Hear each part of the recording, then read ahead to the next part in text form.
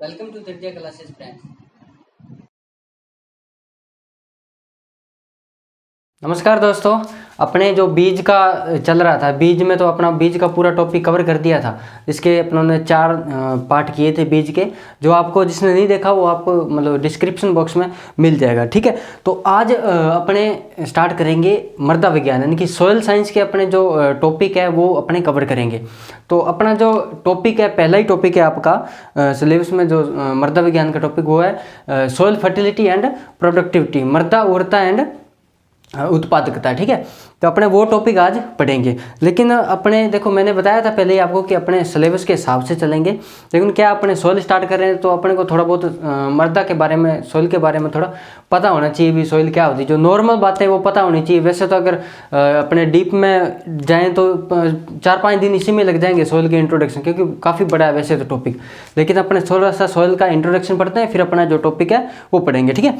देखो, सबसे पहले तो आपको ये पता होना चाहिए कि मृदा होती क्या है, ठीक है। पहला क्वेश्चन ही आपका ये बनता है कि मृदा क्या है, व्हाट इज सॉइल, यानी कि सॉइल क्या है, ठीक है। मृदा क्या है मृदा। देखो, जहाँ आप देख रहे हो, मतलब कि अभी आप जहाँ क्लास देख रहे हो, कहीं बैठे हो चाहे घर पर बैठे हो, ठीक है, तो वहाँ जो नीचे आप देख रहे हो तो क्या वो मृदा है? क्या अपने उसको मृदा कह सकते हैं? यानी कि आप जहाँ पर बैठे हो, घर पर बैठे हो, उसको मृदा कह सकते हैं क्या?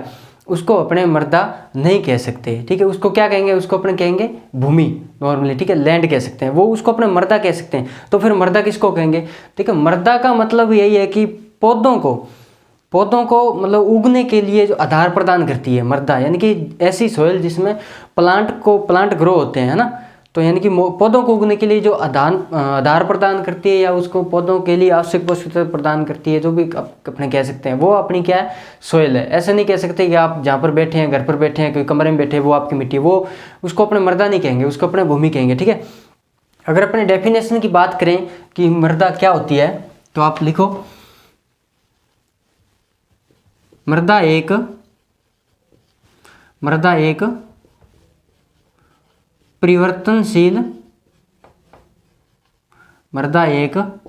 परिवर्तनशील प्राकृतिक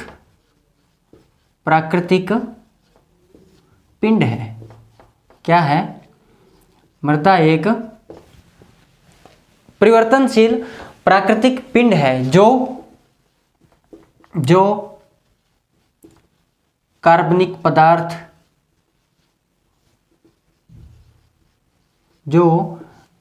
पदार्थ और खनिज पदार्थ एवं सूक्ष्म जीवों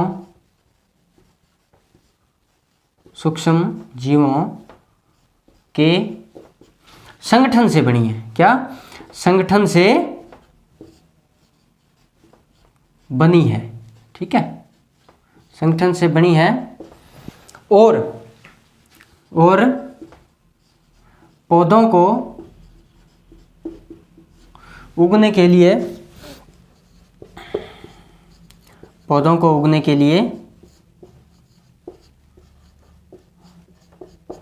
आधार प्रदान करती है। क्या करती है?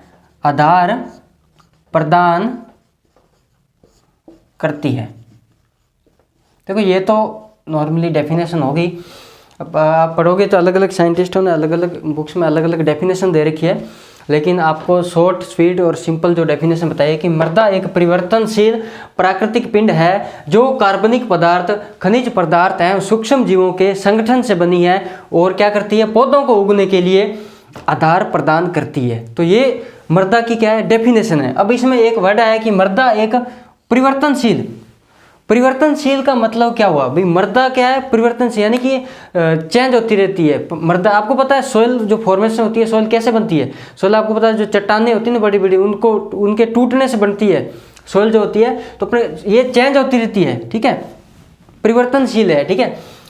प्राकृतिक पिंड है सॉइल। क्या है? एक प्राकृतिक पिंड है। वैसे पेडोलॉजी के अनुसार बताया गया है कि सोइल क्या है, मृदा क्या है, एक प्राकृतिक पिंड है पेडोलॉजी। इसको अपने 3 डायमेंशनल बॉडी भी कह सकते हैं सोइल को। तो प्राकृतिक पिंड है, तो सोइल तो प्रकृति से ही बनती है ना, सोइल कोई कृत्रिम तरीके से थोड़ी अपने सोइल को बना थोड़ी सकते हैं। सोइल प्राकृतिक बनती है, यानी कि चट्टानों के टूटने से सोइल बनती है, इसलिए इसको कहते हैं प्राकृतिक पिंड है, जो कार्बनिक पदार्थ और खनिज पदार्थ हैं सूक्ष्म जीवों के संगठन से बनी है। यानी कि सोइल के अंदर आपको कार्बनिक पदार्थ भी मिलेगा, खनिज पदार्थ भी मिलेगा, सूक्ष्म जीव, इन सब के संगठन से बनी है, अपने ये कह सकते हैं। यानी कि ये इनकी अपने जब सोइल का कंपोजिशन पढ़ेंगे तब मैं बताऊंगा अलग अलग, यानी कि सोइल के अंदर क्या क्या होता है, ठीक है। और ये पौधों को उगने के लिए आधार प्रदान करती है। क्या करती है? पौधों को उगने के लिए आधार प्रदान करती है, यानी इसमें प्लांट ग्रो करते हैं। तो वो ये तो सिंपल सी डेफिनेशन होगी, एक एक आपको जो शब्द है वो समझा दिया, ठीक है। ये तो सोइल की आपकी डेफिनेशन होगी भी, मृदा अपने कहते हैं किसको है, ठीक है। अब आप सोइल पढ़ रहे हो तो आपको पूछ लिया जाता है, एक क्वेश्चन बनता है कि सोइल है उसका मतलब पिता में कौन है। आप कह लो फादर ऑफ सोइल साइंस या फादर ऑफ सोइल, तो आप कह सकते हो मृदा का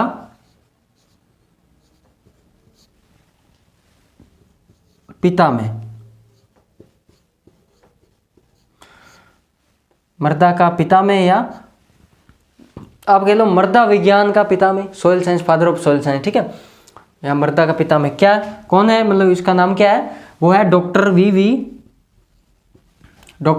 डोकुचेव। Doctor V V. डोकुचेव। चाहे आप बोल लो मृदा विज्ञान का पिता में, इसको मैं मृदा विज्ञान कर देता हूं,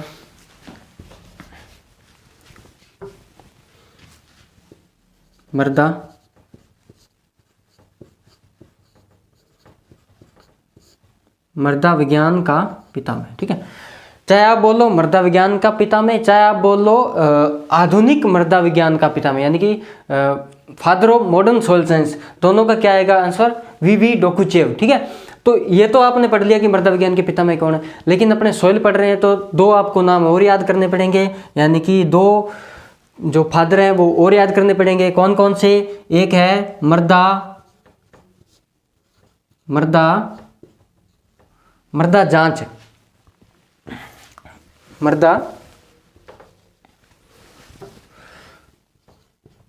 मृदा जांच के पिता में, इसको अपने इंग्लिश में क्या कहेंगे, फादर ऑफ सॉइल टेस्टिंग। क्या कहेंगे? फादर ऑफ सॉइल टेस्टिंग कौन है? M.L. ट्रग। सुना है नाम M.L. ट्रग क्या है? फादर ऑफ सॉइल टेस्ट या मृदा जांच के पिता में, ठीक है। तो आपको एक और याद करना है, कौन सा? ये तो हो गया मृदा विज्ञान का पिता में, वी.वी. डोकुचेव बोल लो, चाहे आधुनिक मृदा विज्ञान के पिता में। और मृदा जांच के जो पिता में है वो कौन है? M.L. ट्रग, ठीक है। एक आपको याद करना है कृषि रसायनिकी के पिता में, इंग्लिश में क्या कहेंगे? Father of agriculture chemistry. Father of agriculture chemistry, कृषि रसायनिकी के पिता में कौन है? J.V. लिबिग। कौन है? J.V. लिबिग। मृदा विज्ञान के पिता में वी.वी. डोकुचेव, चाहे आधुनिक मृदा विज्ञान के पिता में एक ही बात है, वी.वी. डोकुचेव। मृदा जांच के पिता में M.L. ट्रग, और कृषि रसायनिकी के पिता में कौन है? J.V. लिबिग, ठीक है। तो इसके बाद में अपना अभी पढ़ा कि मृदा जांच के पिता में कौन है? M.L. ट्रग। तो आपको पता होना चाहिए कि राजस्थान में जो मृदा जांच प्रयोगशाला है वो कहाँ पर है, यानी कि मिट्टी की जो जांच होती है, मृदा की जो जांच होती है कि उसमें कितने न्यूट्रिएंट है, कितना ऑर्गेनिक मैटर है, ठीक है, वो कहाँ पर है? तो आप लिखो राजस्थान की प्रथम मृदा जांच प्रयोगशाला, राजस्थान की प्रथम मृदा जांच की प्रयोगशाला कहाँ पर है? यह है अपनी जोधपुर के अंदर, जोधपुर के अंदर। और कब स्टेब्लिश हुई थी ये? 1958 के अंदर, ठीक है। 1958 के अंदर स्टेब्लिश हुई, जोधपुर के अंदर।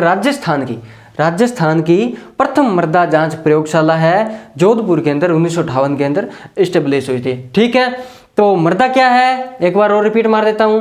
मृदा एक परिवर्तनशील प्राकृतिक पिंड है जो कार्बनिक पदार्थ, खनिज पदार्थ एवं सूक्ष्म जीवों के संगठन से बनी है और जो पौधों को उगने के लिए आधार प्रदान करती है। क्या करती है? आधार प्रदान करती है। पेडोलॉजी के अनुसार मृदा क्या है? एक प्राकृतिक पिंड है। इसको अपने 3 डायमेंशनल बॉडी भी बोल सकते हैं, किसको? मृदा को। ठीक है। फिर अपने ने पढ़ा मृदा विज्ञान के पिता में वीवी डोकुचेव, तो मृदा विज्ञान के पढ़े तो 2 और पढ़ने पड़ेंगे साथ में। मृदा जांच के पिता में एमएल ट्रग, कृषि रसायनिकी के पिता में जेवी लिबिग। ठीक है। और राजस्थान की प्रथम जो मृदा जांच प्रयोगशाला है वो कहाँ पर है? जोधपुर के अंदर। कब स्टेब्लिश हुई थी? 1958 के अंदर। तो ये नॉर्मल अपनों ने बात की। ठीक है। तो आप इसका स्क्रीनशॉट ले लो या आप वीडियो को पॉज करके लिख लेना। ठीक है। फिर अपने जो नॉर्मल बात है वो पता करते हैं। ठीक है। कौन सी? सोयल। जो सोयल है, सोयल शब्द है, उसकी उत्पत्ति, सोयल शब्द की उत्पत्ति की बात करते हैं। सोयल शब्द की उत्पत्ति, सोयल शब्द की जो उत्पत्ति है वो लैटिन भाषा के सोलम शब्द से हुई है। किससे हुई है? लैटिन भाषा के कौन से शब्द से? सोलम शब्द से हुई है। ठीक है। लैटिन भाषा के सोलम शब्द से। और इसका अर्थ क्या है? मीनिंग क्या है इसका? सोलम का फ्लोर या फर्श, फ्लोर या फर्श। तो ये तो जनरल सी बात होगी कि सोयल शब्द की उत्पत्ति लैटिन भाषा के सोलम शब्द से, और इसका जो अर्थ है, मतलब कि इसका जो सोलम शब्द का अर्थ क्या?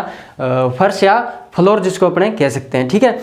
तो अपने कुछ बातें और ध्यान रखनी पड़ेगी, जैसे अंतर्राष्ट्रीय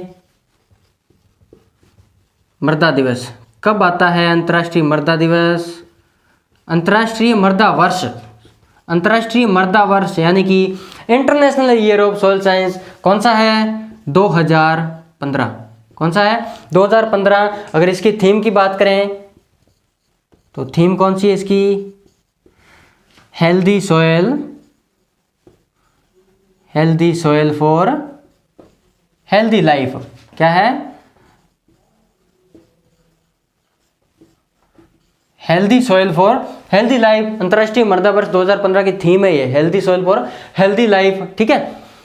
अब अपने देखते हैं नेक्स्ट अपना जो क्वेश्चन बनता है वो बनता है कि जो इंटरनेशनल इंस्टीट्यूट है सॉइल साइंस पर, वो कहाँ पर है? IISS। क्या कहेंगे इसको अपने? इंग्लिश में लिखूं तो international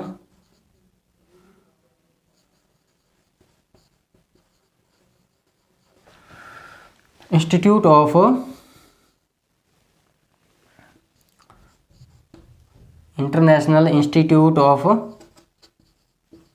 soil science. International institute of soil science कहाँ पर है? ये अपना है भोपाल के अंदर। और भोपाल कहाँ है? भोपाल है जी MP के अंदर, मध्य प्रदेश के अंदर। ठीक है। International institute of soil science Bhopal MP के अंदर। अगर अपने बात करें कि मृदा के अंदर जो उपयुक्त NPK रेशियो कितना होना चाहिए, यानी कि एक अच्छी सॉइल के अंदर जो NPK रेशियो है वो कितना होना चाहिए? उपयुक्त NPK रेशियो कितना होना चाहिए? 4:2:1 इतना होना चाहिए। लेकिन भारत की मृदा में ये जो रेशियो है NPK का, ये कितना है? भारत की मृदा की बात करें, यानी कि इंडिया के अंदर ये रेशियो आपका है 6, 2.5 और 1। होना कितना चाहिए उपयुक्त NPK रेशियो? 4:1, लेकिन है कितना? 6, 2.5, 1। ये तो ठीक है, फॉस्फोरस और पोटेशियम तो ठीक है, लेकिन नाइट्रोजन की बात करें तो क्या पता चलता है कि अपने नाइट्रोजन मतलब ज़्यादा डालते हैं, इतना अपने इंडियन मतलब जो फार्मर होते हैं वो नाइट्रोजन क्या करते हैं, ज़्यादा डालते हैं। तो इसलिए इसका जो रेशियो कितना है इंडिया की सॉइल के अंदर 6:2.51, ठीक है। तो इसको आप लिख लो या स्क्रीनशॉट ले लो।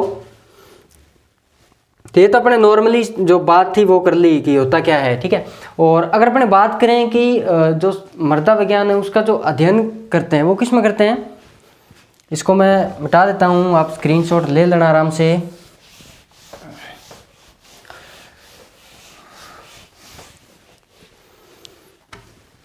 मृदा विज्ञान का अपने अध्ययन करते हैं उसके लिए 2 टर्म आती है, ठीक है। उसको वो कौन सी है, एक तो है पेडोलॉजी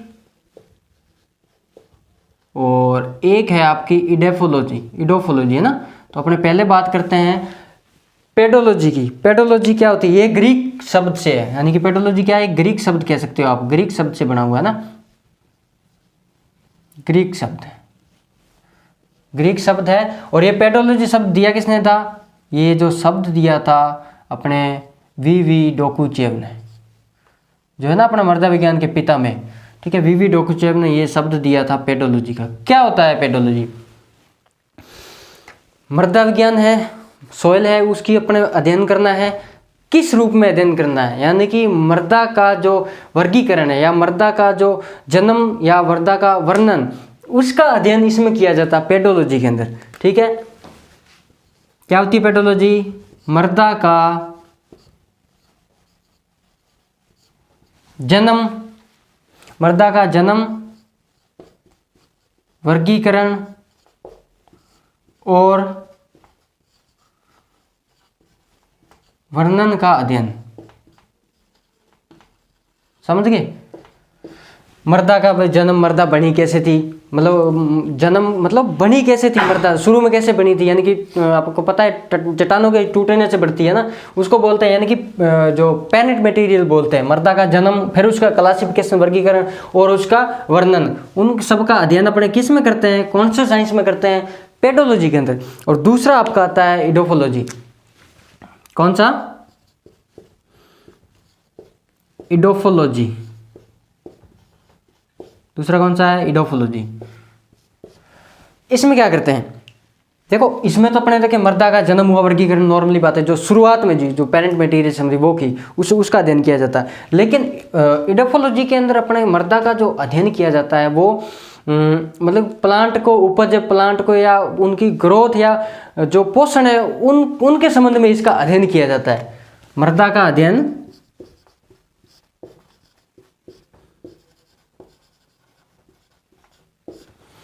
आप लिख लो, पादप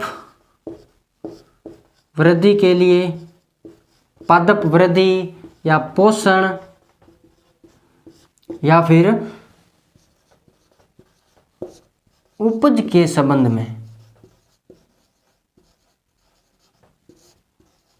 किया जाता है।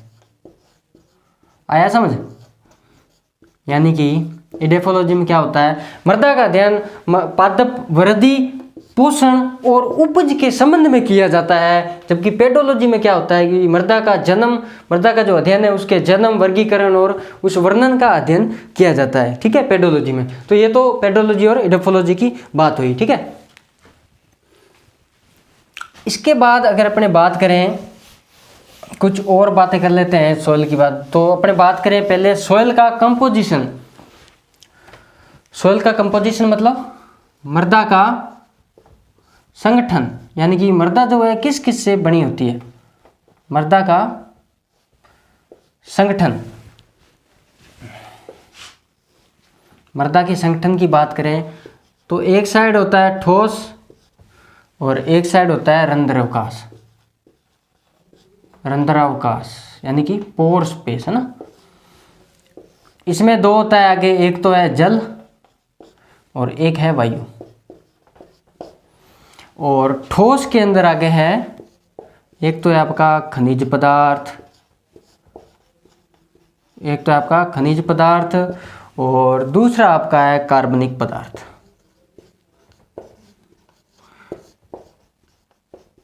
मैं कंपोजिशन की बात कर रहा हूँ, सोइल के कंपोजिशन यानी कि मृदा का संगठन। मृदा में क्या क्या होता है, मृदा में 50% तो मृदा का जो होता है 50% भाग होता है उसमें ठोस होता है और 50% ही रंध्रावकाश होता है। 50% ही ठोस भाग होता है, 50% ही रंध्रावकाश भाग होता है सोइल के अंदर। सोइल की संगठन की बात करें तो खनिज पदार्थ तो ओनली 5% होता है, ओनली 5%। बचा कितना 45%। तो 45% आपका क्या होता है, ये नहीं थोड़ा उल्टा हो गया, खनिज पदार्थ है 45% और कार्बनिक पदार्थ है 5%। ठीक है, मिनरल मैटर बोलते हैं इसको, खनिज पदार्थ को 45 और ये ऑर्गेनिक मैटर कार्बनिक पदार्थ 5%। और अगर अपने रंध्रावकाश में बात करें तो उसमें 25% ही तो आपका होता है जल और 25% ही आपका होता है वायु। ये आपका फिक्स नहीं होता कि 25% ही होगा, अगर जल ज़्यादा होगा तो वायु कम होगी, वायु ज़्यादा होगा तो जल कम होगी। ये आपको ऐसे मतलब फिक्स नहीं कह सकते अपन भी 25-25 ही होगी। ठीक है, तो ये तो मृदा की नॉर्मल संगठन की बात हुई, यानी कि जो कंपोजिशन है सोइल का उसकी अपन ने इसमें बात करी। ठीक है, तो अब अपने बात करते हैं कि सोइल की जो एयर होती है, मृदा की जो वायु होती है उसका संगठन, यानी कि मृदा के अंदर जो हवा होती है उसके संगठन की बात करते हैं। ठीक है, कंपोजिशन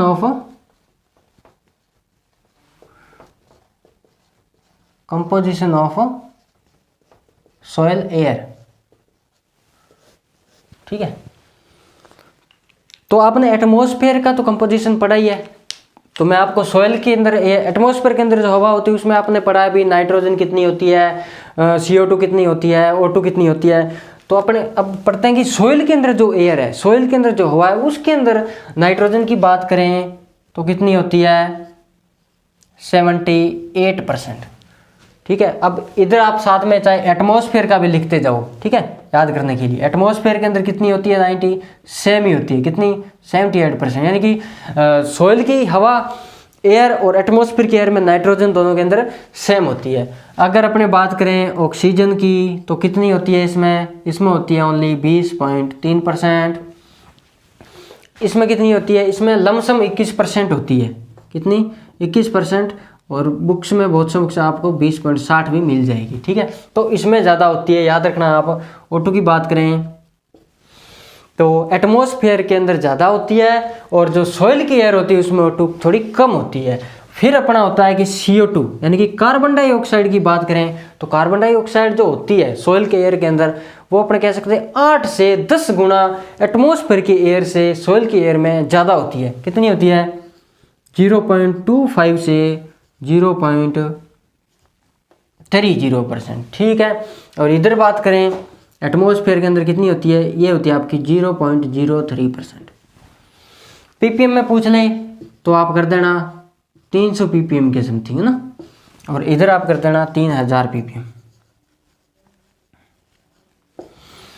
8 से 10% सोइल की एयर के अंदर CO2 ज़्यादा होती है, किसकी मुकाबले एटमॉस्फेयर की एयर के मुकाबले। तो ये दोनों का कंपोजिशन बता दिया, साथ में ही आपको एटमॉस्फेयर का बता दिया और साथ में आपको सोइल के एयर का बता दिया। साथ में लिख लेना, थोड़ा इजी रहेगा आपको याद करने में। ठीक है, अगर 10% से अगर कम हो जाए O2 की बात करें, अगर 10% से कम सोइल जो मतलब क्रॉप है उस क्रॉप की जड़ों के अंदर अगर 10% से कम अगर आपको O2 हो जाए तो जड़ों की ग्रोथ रुक जाती है, प्लांट की ग्रोथ रुक जाती है। तो ये भी आपको थोड़ा सा याद होना चाहिए। ठीक है, अब अपने चलते हैं आपका जो टॉपिक है सिलेबस में उसकी ओर। मेन टॉपिक कौन सा आपका सिलेबस की ओर, ये थोड़ा बताना जरूरी था क्योंकि आप सोइल पढ़ रहे हो तो आपको पता होना चाहिए। तो नॉर्मल सी बातें हैं, इसके बारे में आपको पता होना चाहिए। ठीक है, बेस कह सकते हैं आप इसको। अपना टॉपिक कौन सा है, अपने सिलेबस में जो टॉपिक है मृदा उर्वरता एवं उत्पादकता। क्या कहते हैं इसको इंग्लिश में अपने, soil fertility and productivity. Soil fertility and productivity क्या होती है, मृदा उर्वरता क्या होती है या सोइल फर्टिलिटी क्या होती है। देखो सोइल है, ठीक है, यानी कि सोइल जो है उसके अंदर जो आवश्यक जो पोषक तत्व होते हैं, यानी कि सोइल जो होती है प्लांट को आवश्यक पोषक तत्व मतलब उपलब्ध करवाती है। तो सोइल की मतलब कि प्लांट को आवश्यक पोषक तत्वों को जो उपलब्ध कराने की जो क्षमता है उसको ही क्या कहते हैं अपने मृदा उर्वरता कहते हैं, यानी कि मृदा उर्वरता या सोइल फर्टिलिटी। ठीक है, यानी कि आप ऐसे कह सकते हो पादप वृद्धि के लिए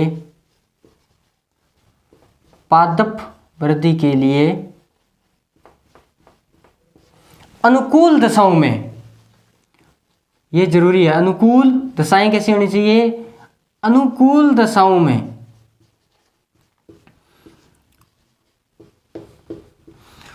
पादप वृद्धि के लिए अनुकूल दशाओं में मृदा द्वारा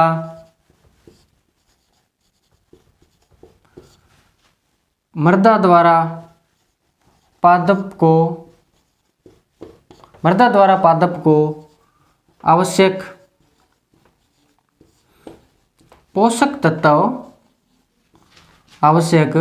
पोषक तत्व प्रदान करने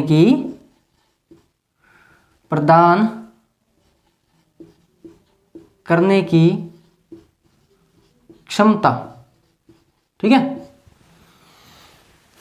पादप वृद्धि के लिए अनुकूल दशाओं में मृदा द्वारा पादप को आवश्यक पोषक तत्व प्रदान करने की क्षमता। नॉर्मली कह दो आपकी सोइल है, ठीक है आपकी, तो वो आवश्यक पोषक तत्व प्रदान करने की क्षमता किन को, पादप को, यानी कि पादप की ग्रोथ के लिए जो सोइल है आवश्यक पोषक तत्व प्रदान करती है, किसको, प्लांट को ही करेगी ना, यानी कि प्लांट की ग्रोथ के लिए आवश्यक पोषक तत्व प्रदान करेगी। तो वो जो कैपेसिटी है, जो आवश्यक पोषक तत्व प्रदान करने की जो क्षमता है सोइल के अंदर, उसी को अपने क्या कहते हैं, मृदा उर्वरता कहते हैं, उसी को अपने क्या कहते हैं, सोइल फर्टिलिटी कहते हैं। ठीक है, अब भाई बात आती है डेफिनेशन में, तो यही है कि ओनली आवश्यक पोषक तत्व एक उपजाऊ मिट्टी है, क्या है, उपजाऊ मिट्टी है। तो उपजाऊ मिट्टी के अंदर क्या ओनली आवश्यक पोषक तत्व से काम चल जाएगा। एक तो अपनों ने बात कर ली कि आवश्यक पोषक तत्व प्रदान करने की जो क्षमता है सोइल के अंदर, वही क्या है, मृदा उर्वरता, सोइल फर्टिलिटी है। लेकिन उपजाऊ मिट्टी के लिए आवश्यक जो पोषक तत्व है, एक तो चाहिए आपको आवश्यक पोषक तत्व, उसके अलावा अकेले आवश्यक पोषक तत्व से काम थोड़ी चलेगा। आवश्यक पोषक तत्व के अलावा क्या होना चाहिए, जो सोइल की भौतिक दशा है, भौतिक दशा कैसी होनी चाहिए, सोइल की भौतिक दशा अच्छी होनी चाहिए। उसमें पानी, वाटर की बात करें, सिंचाई की बात करें, तो वो भी उपयुक्त होना चाहिए। ठीक है, एनपीके रेशियो की बात कर लो, यानी माइक्रो न्यूट्रिएंट, मैक्रो न्यूट्रिएंट, ठीक है, वो तो आएगी आवश्यक पोषक तत्वों के अंदर। ठीक है, और उचित जो तापक्रम है, टेम्परेचर है, यानी कि बहुत सारे फैक्टर है, सोइल पीएच है, कितने लिख लो जाए, मतलब ये भी होने बहुत ज़रूरी है। अगर आपको मृदा का जो उपजाऊ मृदा लेनी है, आपको मृदा की उर्वरता बढ़ानी है, तो ये सारी चीज़ें भी बहुत ज़रूरी है। आवश्यक पोषक तत्व के अलावा भी ये चीज़ होनी चाहिए। लेकिन इसकी डेफिनेशन है कि आवश्यक पोषक तत्व प्रदान करने की क्षमता प्लांट की ग्रोथ के लिए जो मिट्टी में होती है, उसको क्या कहते हैं, मृदा उर्वरता कहते हैं। ठीक है, तो ये अपने बात की नॉर्मली डेफिनेशन की। ठीक है,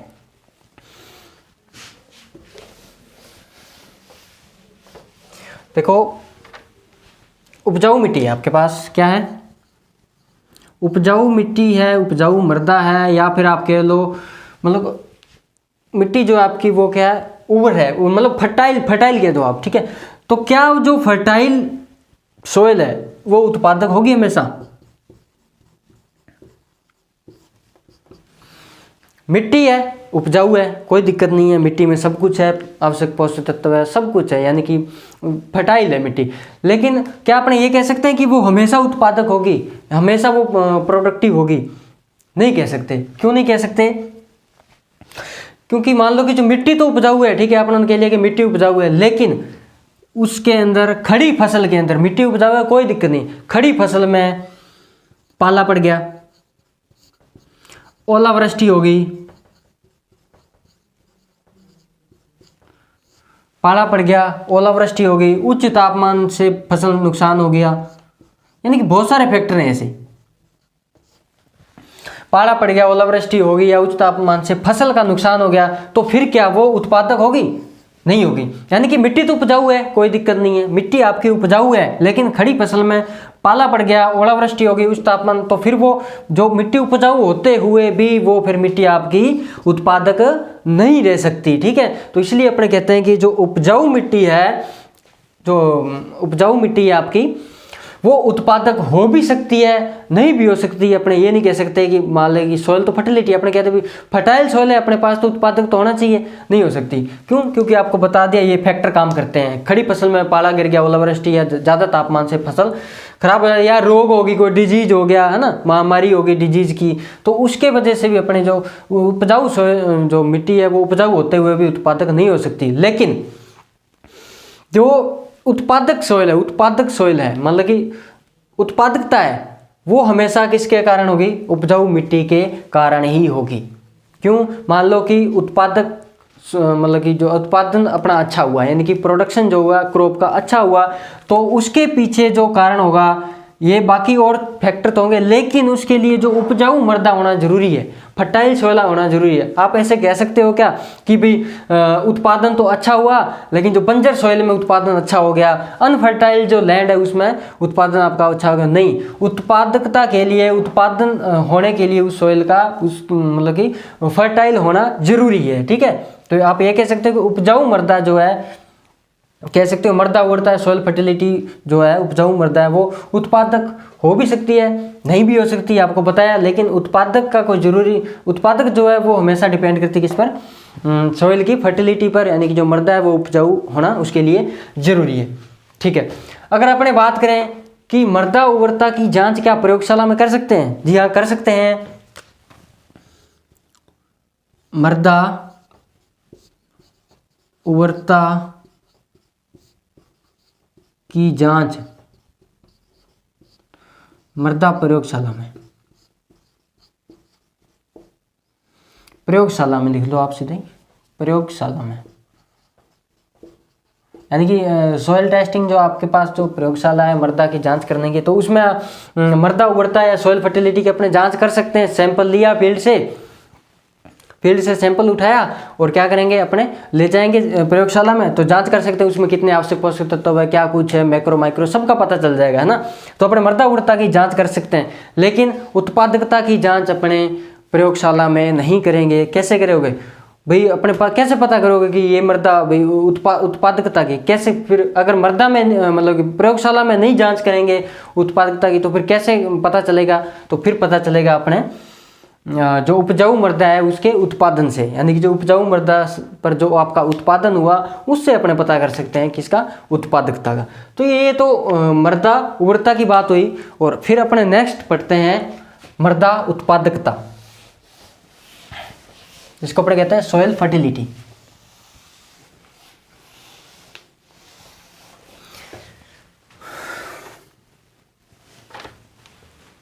आप इसको ऐसा कह सकते हो कि प्रति हेक्टेयर, पहले आप लिखो मृदा उत्पादकता, मृदा उत्पादकता,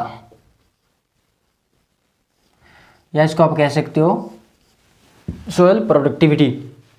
सॉइल प्रोडक्टिविटी इसको आप नॉर्मल भाषा में कह सकते हो कि प्रति हेक्टेयर जो उपज है उसकी क्षमता, प्रति हेक्टेयर उपज देने की क्षमता जो होती है वो क्या होती है? मृदा उत्पादकता होती है। क्या कह सकते हो आप?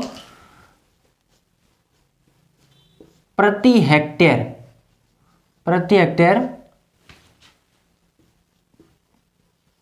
उपज देने की क्षमता,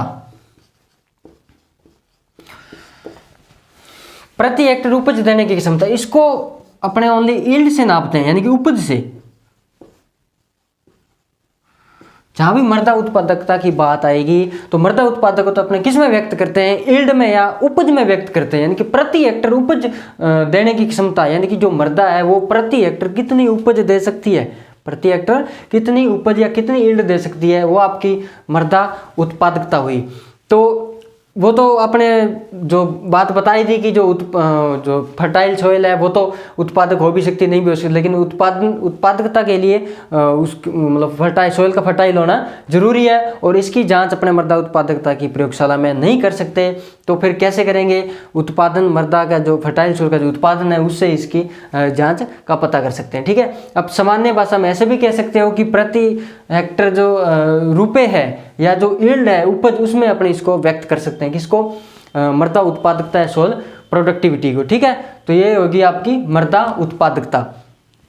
तो आज अपना जो टॉपिक कवर हुआ कौन सा? मृदा उर्वरता और उत्पादकता, सॉइल फर्टिलिटी एंड प्रोडक्टिविटी। छोटा सा टॉपिक था इसलिए मैंने उसका थोड़ा शुरू में अच्छा जो इंट्रोडक्शन होना चाहिए वो आपको बता दिया। अब अपने नेक्स्ट वीडियो में कोई दूसरा टॉपिक है आपका सॉइल का, वो लेंगे। ठीक है फ्रेंड्स, मिलते हैं नेक्स्ट वीडियो में।